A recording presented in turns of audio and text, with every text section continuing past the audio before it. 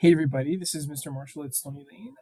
I am coming to you today because I know that you and your class are starting to study fairy tales or folk tales. Okay, those are two different kinds of stories, but there's a lot of things that are the same about them. So as you're starting to study these kinds of stories, whether you're going to be reading them or writing them, there's certain things that you should know about fairy tales and folk tales. So I'm going to teach you three things that you can look for as you start reading these stories and maybe as you start writing these stories. Okay. So the first one is that fairy tales and folk tales have a theme of fairness. Fairness. So that means that in these stories, right, there's good guys, there's good characters, and there's bad characters. Okay. Good and evil, right? And what happens in fairy tales and folk tales, whether you're reading a fairy tale or you're reading a folk tale, the good character who does the right thing gets a reward in the end. The bad character, the evil character that does a bad thing, gets punished in the end.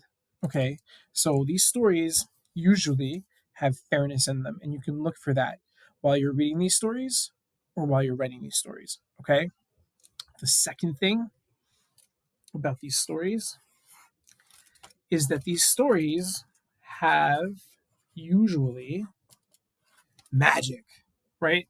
There's something magical about the story, right? Maybe there's a character that has secret powers, or maybe it's in a magical place, or something magical happens, and in some way the magic is going to affect the characters. So you can think about that. How is the magic affecting my character? How is my character using magic? Right? Think about how the magic is affecting the characters. Okay, that's the second thing. And it's in most stories like this. Okay. The third one, the third one is that there are important numbers.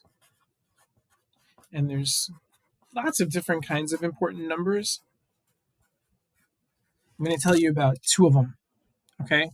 There are two important numbers that I want to tell you about. One is, since I made this reason number three, the number three is an important number. Okay.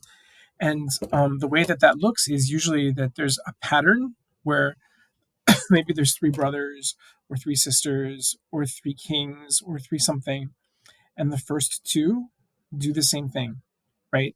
They kind of make a pattern happen.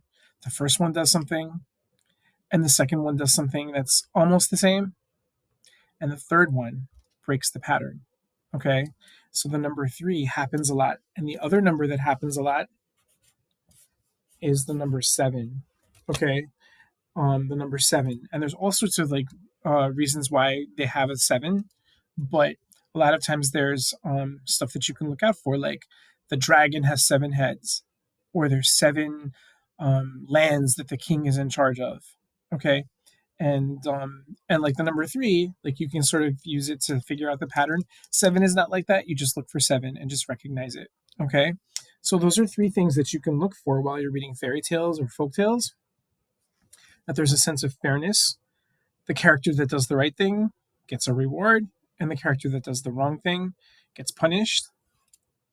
There's magic, and the magic is affecting the characters. And there are important numbers that you'll see a lot, like the number three and the number seven. Okay? Why don't you think about that while you're looking at your fairy tales or your folk tales? And I'll see you next time.